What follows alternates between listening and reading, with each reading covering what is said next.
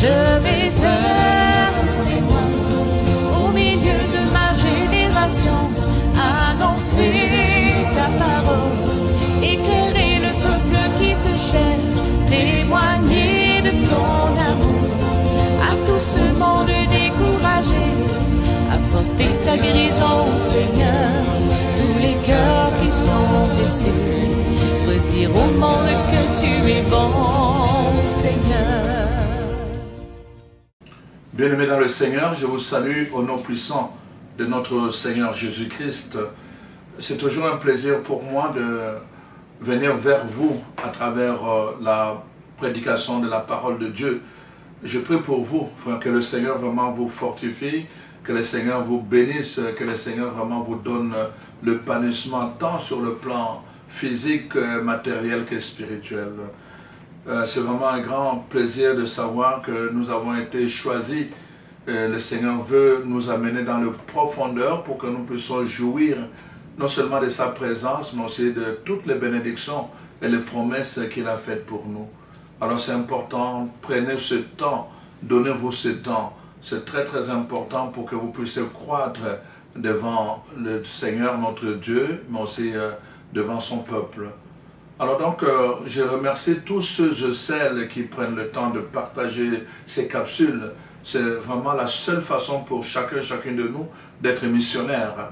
Donc chacun fait sa part, en le faisant gratuitement, chacun fait sa part, et puis après, le peuple de Dieu est informé, il est nourri. La Bible dit, mon peuple meurt faute de connaissance. À ce propos, vraiment, je vous encourage, si vous ne l'avez pas encore fait, vraiment, allez vous inscrire pour le cours, le renversement des forteresses intérieures en 7 étapes. Vraiment, vous n'allez pas le regretter parce que c'est un cours de base. Ça vous permet de prendre conscience de pourquoi toutes ces choses vous arrivent, pourquoi vous priez et vous avez l'impression que les choses ne marchent pas.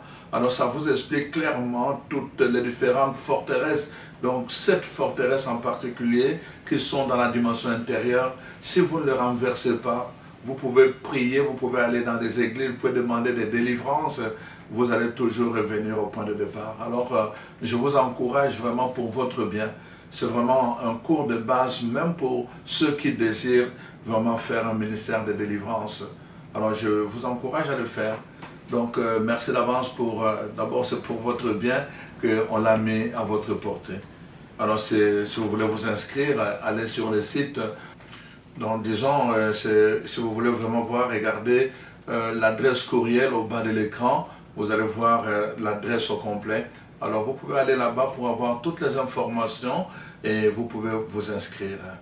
Alors aujourd'hui, je voulais vous parler donc du thème de si tu veux donc vaincre les Madian de ta vie, tu as besoin de Dieu. Donc le thème s'intitule Tu as besoin de Dieu pour vaincre le Madian de ta vie.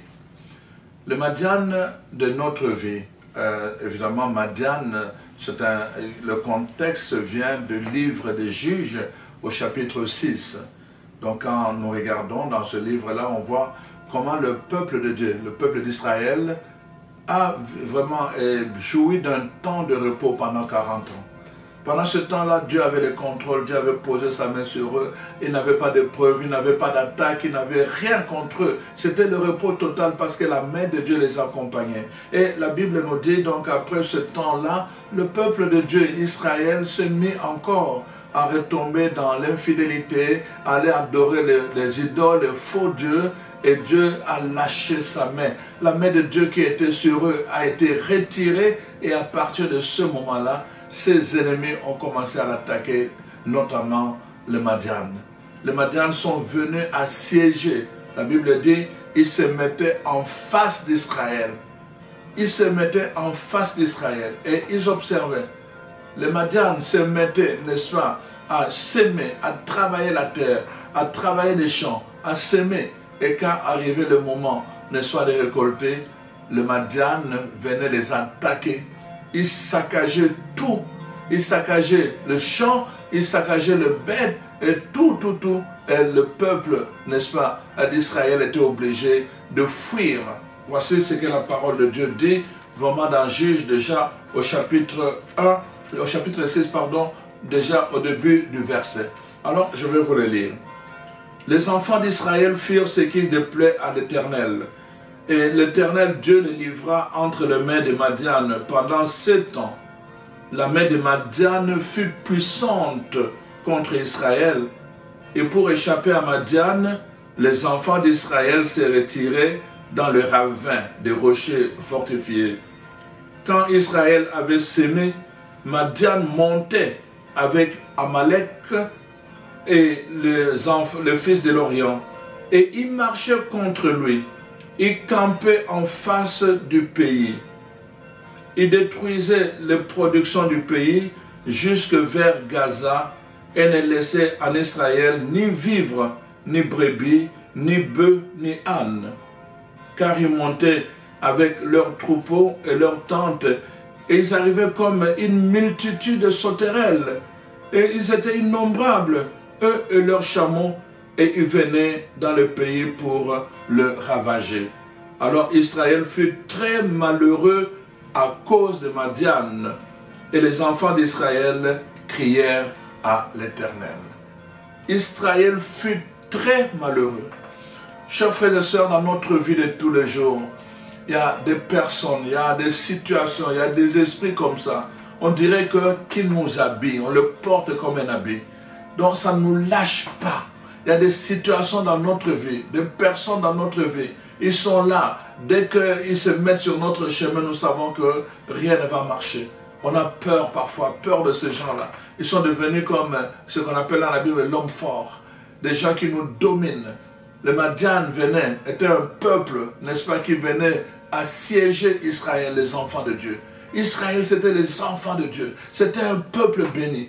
Mais pourtant, ce peuple va connaître le malheur. La Bible dit, n'est-ce pas, que les enfants d'Israël furent très malheureux. Très malheureux. Pendant 7 ans, ils étaient très malheureux. Dans notre vie, la Bible dit, Dieu a des projets de bonheur et de paix et non pas de malheur. Pourtant, malgré cela, il y a des gens qui vraiment vivent très malheureux. Et nous venons d'entendre, Dieu avait posé sa main sur son peuple, sur ses enfants, jusqu'au moment où eux-mêmes ont quitté la main de Dieu et sont allés ailleurs. La main de Dieu était étendue, mais eux n'étaient plus là.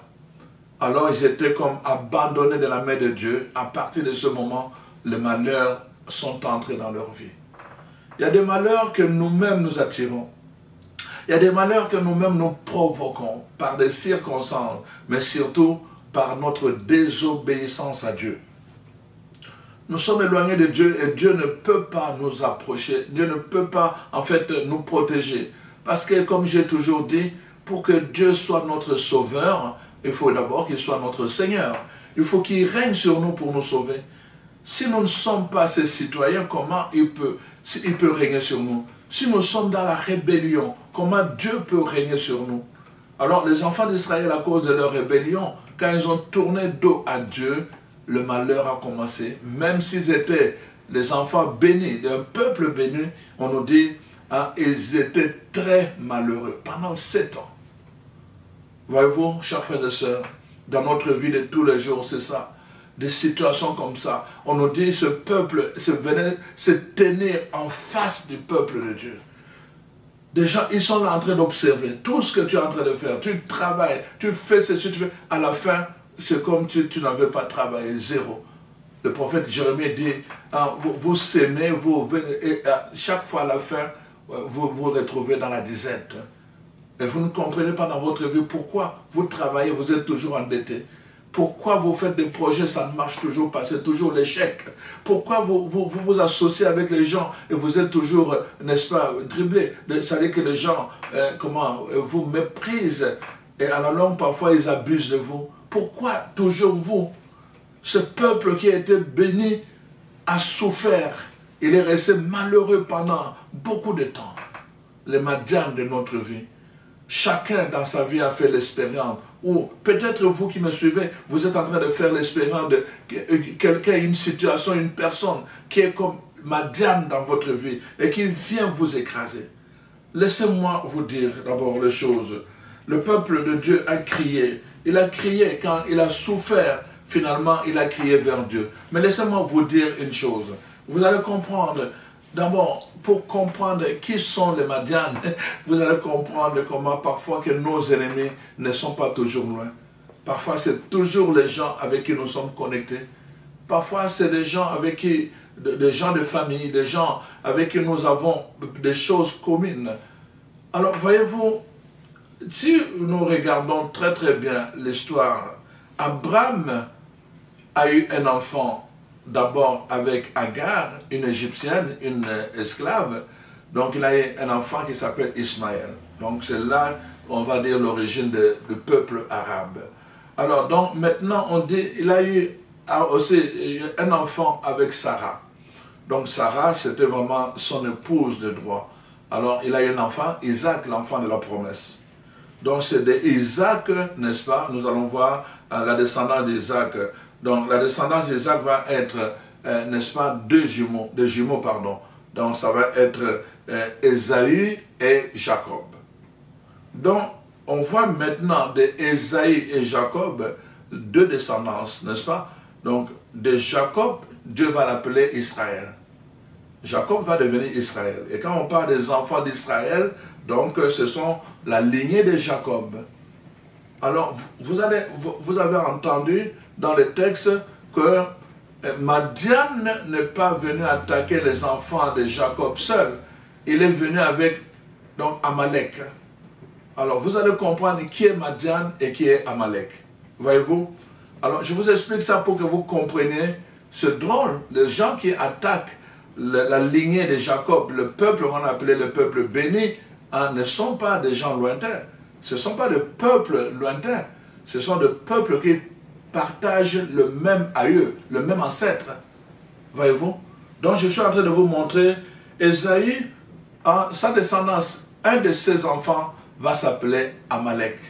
Voyez-vous? Amalek donc vient de la lignée d'Ésaü. Ésaü, c'est le frère de Jacob. Les enfants de Jacob sont les enfants d'Israël. Amalek va s'opposer aux enfants d'Israël. C'est-à-dire c'est des cousins. C'est des peuples cousins. Voyez-vous? Ils ont leur père, le père des enfants d'Israël et le père d'Amalek, ils sont des frères. Ésaü et Jacob.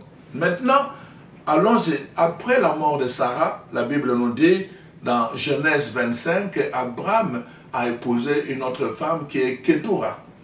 Alors donc, avec Ketura, Abraham va avoir 6 enfants. Parmi ces 6 enfants, il y a Malek, voyez-vous? Donc Madian, pardon.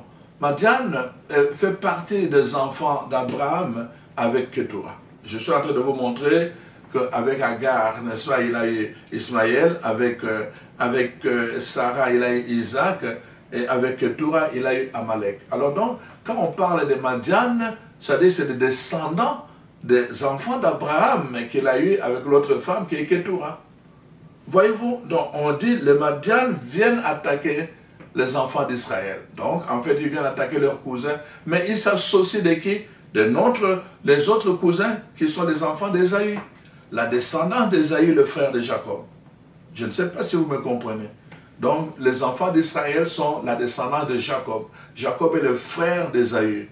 Ésaü a comme descendance, n'est-ce pas, Amalek, et donc cet Amalek va combattre les enfants, la descendance de Jacob.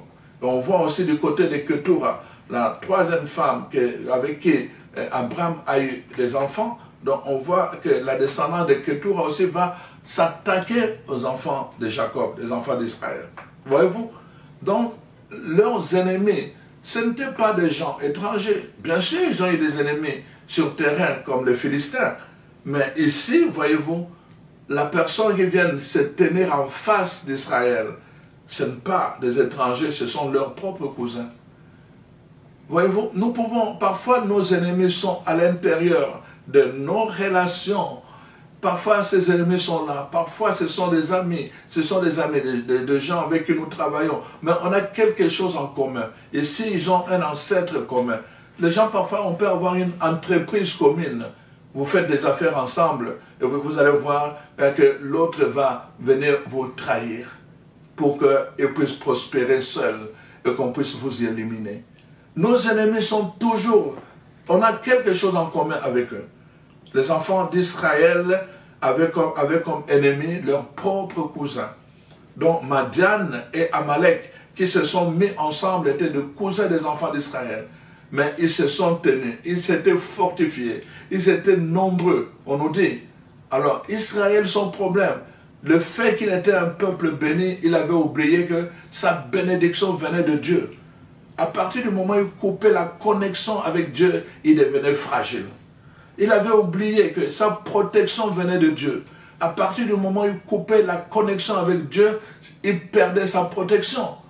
Chaque fois que nous perdons la connexion avec Dieu et que nous vivons dans l'insouciance, dans la rébellion, il y a des choses que nous perdons.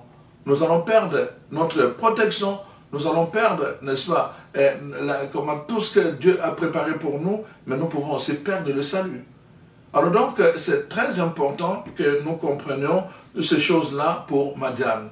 Les Madian, dans notre vie, ce sont des gens qui sont proches de nous. Et la parole de Dieu nous dit, le peuple qui a porté la bénédiction de Dieu était devenu un peuple malheureux. Je ne sais pas ce qu'il en est de toi. Tu es baptisé au nom de Jésus. Tu as gagné, tu as reçu l'Esprit du Seigneur. Tu es toujours en train d'aller à l'église. Pourtant, peut-être ta vie est aussi malheureuse, malgré le fait que tu sois fils et fille de Dieu. Ce message s'adresse à toi. Tu dois découvrir quel est le Madian de ta vie. Il est proche de toi parfois. Tu dois découvrir quel est le Madian, cet homme, cette personne, cette situation qui est toujours en face de toi, qui attend, et ça n'attend que tu puisses produire. Voyez-vous, la parole de Dieu dit dans Jean 10, 10, que l'ennemi vient pour voler, il vient pour détruire, il vient pour égorger. Il vole parce que tu as quelque chose. Il vient t'attaquer parce que tu as quelque chose. Ceux-ci ils produisaient, ils travaillaient les champs. Arrivé le moment de la moisson, on venait les attaquer parce qu'ils avaient quelque chose. On voulait les réduire au silence, au néant. Voyez-vous, chers frères et sœurs, nous devons prendre conscience de cela. Chacun doit découvrir quel est le Madian dans sa vie. Alors parfois, nous sommes trop naïfs. Voyez-vous, il y a des gens comme ça. Je connais une sœur, je ne sais pas s'il me suit en ce moment, qui est venue me voir, n'est-ce pas? Alors, donc, elle habite Montréal. Alors, elle avait une amie qui était couturière. Mais elle avait beaucoup étudié. Et chaque fois qu'elle allait postuler pour un travail, quand elle arrivait, tout était OK. Vraiment, elle trouvait une personne gentille pour l'accueillir. Et puis après, finalement, on lui donnait un rendez-vous donc pour passer, je pense, l'entrevue. Alors, il m'a dit à plusieurs reprises, quand j'arrive la première fois, les gens sont gentils, ils acceptent mes dossiers. Mais quand arrive le moment de l'entrevue, je tombe sur des personnes méchantes. C'est comme si on ne m'avait jamais vu. Et toujours un refus, un refus, un refus. Je dis, on va prier d'abord pour que le Seigneur nous révèle ce qui est caché. La Bible dit dans Jérémie 33, 3, « Invoque-moi, je te révélerai les choses cachées. » Quels sont les Madian de ta vie? Les choses qui sont cachées. L'ennemi qui est caché derrière toi et qui n'attend que tu puisses produire, à la fin du mois, il vient te voler. Il va créer des situations. Tu vas te retrouver dans des dettes. Il va créer des situations. Tu vas te retrouver dans la maladie. Une maladie après une autre. Dans des pays où il n'y a pas d'assurance, tu dois payer toi-même. Tu dois payer les médicaments toi-même. Tu dois payer l'hospitalisation toi-même. Et tu dois chercher un bon hôpital qui coûte cher. Alors, toutes tes épargnes vont tout le temps aller dans les soins médicaux. Parce qu'il y a un Madian qui ne veut pas que tu puisses jouir du travail de tes mains. Tout ce que tu as sémé, tu ne dois pas manger. Tu ne peux pas les récolter. C'est ça que Amalek et Madian faisaient au peuple béni, au peuple de Dieu. Et c'est ça qui arrive dans la plupart des enfants de Dieu. Alors donc, la parole de Dieu nous montre ça clairement. Maintenant, comment Dieu intervient pour sauver? La Bible dit, dans leur détresse, ils ont crié vers Dieu. Dans leur détresse, ils ont crié vers Dieu. Vous savez, chers frères et sœurs, et c'est là vraiment que je bénis le Seigneur. Parfois, il va permettre que nous puissions toucher le fond du baril. Simplement, parce qu'il y a des gens qui sont tellement entêtés. pour qu'ils se tournent vers Dieu, ils ont besoin de recouvrir leur impuissance devant certaines situations. Ils ont besoin de découvrir leur impuissance. Et c'est ça qui arrive. Voilà pourquoi, vraiment, Dieu, parfois, il peut permettre que quelqu'un qui ne marche pas avec lui, quelqu'un qui n'accepte pas sa bénédiction, sa vie, son salut, parfois puisse toucher le fond du baril. Ce peuple béni n'avait pas compris. À un moment donné, il pensait que c'était un droit. C'est un don. Quand Dieu te bénit, c'est un don qui te fait. Tu ne peux pas l'abuser en pensant que c'est un droit. Ça s'adresse à chacun de nous. Autant à vous comme chrétiens, à nous comme pasteurs. Il y a plusieurs pasteurs qui ont été bénis par le Seigneur. Et puis à un moment donné, ils ont pensé qu'ils pouvaient compter sur leur réputation à eux seuls. Et alors ils ont commencé à travailler sans Dieu. Ils ont commencé à travailler sans Dieu. Ils étaient comme des Samson. Samson, Dieu avait retiré sa bénédiction. Il pensait qu'il avait encore la puissance. Voyez-vous, chaque fois que nous coupons de la source de notre bénédiction, la source qui nous a bénis. Chaque fois que nous nous coupons, n'est-ce pas, de ce qui nous a bénis, Dieu qui nous a bénis, nous tombons toujours. La même conséquence, Dieu retire sa main et nous devenons aveugles, aveuglés même, comme Samson. C'est toujours ça. Comme Samson, nous devenons aveuglés. C'est-à-dire notre vision tombe et quand il n'y a plus de vision, le peuple périt. D'abord, à commencer par nous-mêmes. Voilà pourquoi, donc, parfois Dieu, quand vous voyez certaines personnes vraiment souffrir, on prie pour eux, on prie, rien ne change. Parfois, Dieu va permettre cela pour qu'ils touchent le fond du baril. Parce que c'est seulement la condition pour eux de pouvoir crier vers Dieu. Alors seulement ils vont crier vers Dieu. Alors seulement ils vont crier vers Dieu. Voyez-vous, chers frères et sœurs, c'est ça qui arrive dans la vie des enfants de Dieu. C'est ça qui est arrivé dans la vie du peuple de Dieu. Ils ont crié vers Dieu quand ils ont touché le fond du baril. Ne t'inquiète pas quand tu vois quelqu'un en train de souffrir et de souffrir et de souffrir. Tu ne connais pas son histoire. Ne t'inquiète pas, ne te décourage pas non plus. Dieu est Dieu. Parfois, il permet cela parce que cette personne, pour connaître la souveraineté de Dieu, la puissance de Dieu et la grandeur de Dieu, il faut qu'il touche le fond du baril. Alors donc, c'est ça qui arrive avec le peuple de Dieu. Le plus important, c'est que nous devons coopérer. Même quand nous avons mal agi, même quand nous avons péché, Dieu nous manifeste toujours sa miséricorde quand nous crions vers lui avec un cœur sincère. Les enfants d'Israël vont crier vers Dieu. Leurs ennemis sont plus puissants que eux. Leur malheur continue à perdurer. Ils n'ont pas de choix que de crier vers Dieu. Leur salut ne peut venir que de Dieu. Il y a des situations qui ne peuvent pas nous sauver. Alors je disais de cette fille-là dont je parlais, alors tout le temps on a prié, on a dit au Seigneur, révèle-nous la situation. Qu'est-ce qui se passe dans sa vie? Écoutez, on a prié, prié, prié quand elle est rentrée. Le lendemain même, après notre prière, son amie, la couturière, l'appelle pour lui demander pardon. Elle dit, mais pourquoi tu me demandes pardon? Elle dit, oh, je te demande pardon parce que je suis la cause de tes malheurs. Elle dit, comment ça? Elle dit, parce que chaque fois que tu allais pour postuler, quand tu venais me le dire, je faisais des choses pour que tu ne trouves, qu'on ne t'accepte pas au travail. Donc, c'était son ami. Chaque fois qu'elle allait pour postuler, elle passait par son ami pour lui dire, bon, là je m'en vais, ou demain je vais aller postuler, hein, donc on m'attend pour l'entrevue.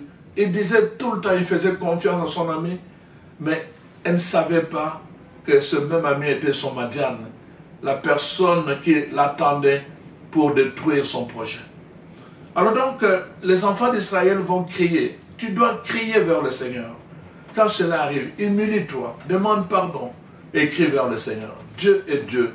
Il nous veut le bonheur. Il nous attend tout simplement. Il a des projets pour nous, mais nous devons coopérer pour entrer dans ce projet. Voilà pourquoi donc, les enfants d'Israël vont crier vers le Seigneur. Pour sauver Israël, les enfants de Dieu, Dieu procède d'abord. Il y a une méthode que Dieu va utiliser. La première chose que Dieu utilise, c'est la parole. Il envoie une parole. Il envoie une promesse. Dieu dit, n'est-ce pas, il envoie son ange dire à Gédéon, Gédéon c'était le plus petit d'une petite famille qui était pauvre. Tout ce qui avait de minime, mais c'est justement ce qui avait de faible que Dieu va choisir pour confondre la force de Madian et de Amalek. Ne regarde pas ta petitesse, ne regarde pas, ne dis pas, oh moi je ne suis pas d'une famille riche, on n'a pas étudié, on n'a pas cessé. C'est pas comme ça que Dieu regarde. Dieu va regarder ton cœur. Gédéon était quelqu'un qui rappelait, qui s'étonnait, il posait des questions à Dieu. Pourquoi tout cela nous arrive? Pourquoi tout cela nous arrive? Quand j'entends tout ce que tu as fait à nos pères, quand j'entends tout ce que je lis, on nous a raconté que tu as fait ceci, tu as libéré nos ancêtres, tu les as fait traverser à pied sec, mais pourquoi nous devons souffrir aujourd'hui? Gédéon était tout le temps en train de poser des questions à Dieu. Et c'est alors que Dieu va lui envoyer un ange pour lui parler. Et l'ange va arriver, la première chose que l'ange dit, il lui donne une parole. Et cette parole, c'est quoi? Il lui dit, c'est toi qui vas vaincre les Madian. Tu vas vaincre, il faut le combattre, tu vas vaincre les Madian. Alors, je te donne l'assurance, moi je serai avec toi. Alors donc, lève-toi, tu dois vaincre les Madian, moi je serai avec toi. Il y a une parole que Dieu donne toujours. Dans des situations difficiles, Dieu va te donner une parole. La deuxième chose dépend de toi maintenant. Si tu obéis à la parole de Dieu, si tu obéis à la promesse de Dieu, il a dit, je serai avec toi. Mais toi, tu dois aller combattre ces gens-là. Maintenant, ils vous ont combattu pendant 7 ans. Maintenant, c'est le temps de la restauration.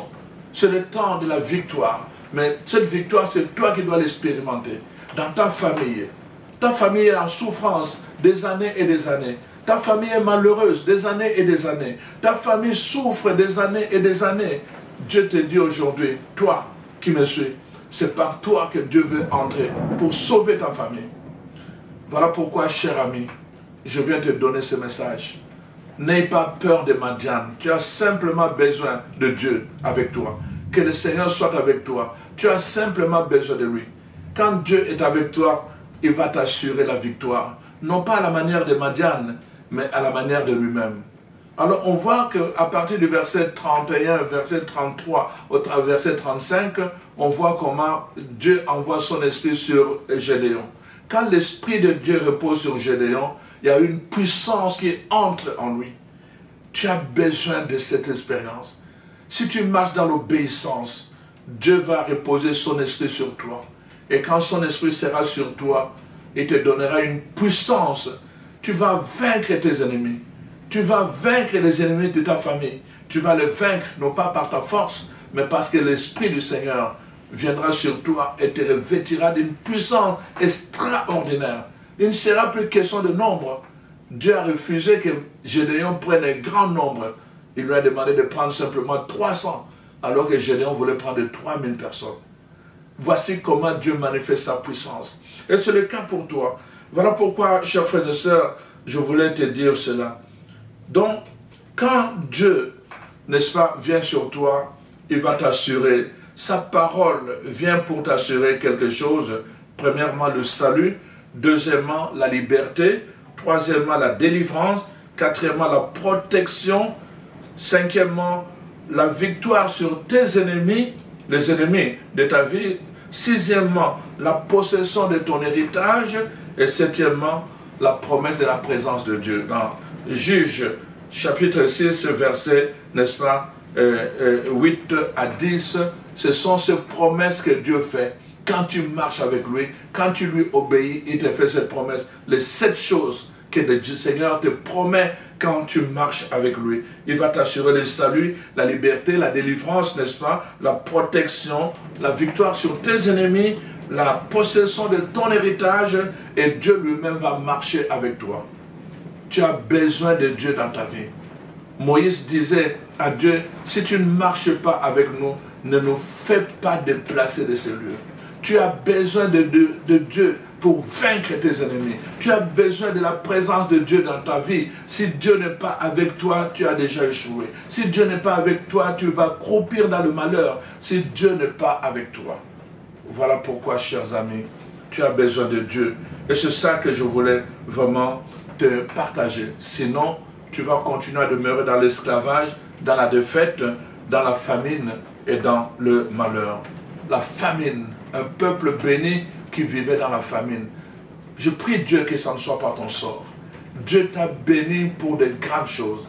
Dieu t'a béni pour le bonheur. Dieu t'a béni pour la prospérité. Dieu t'a béni pour la paix.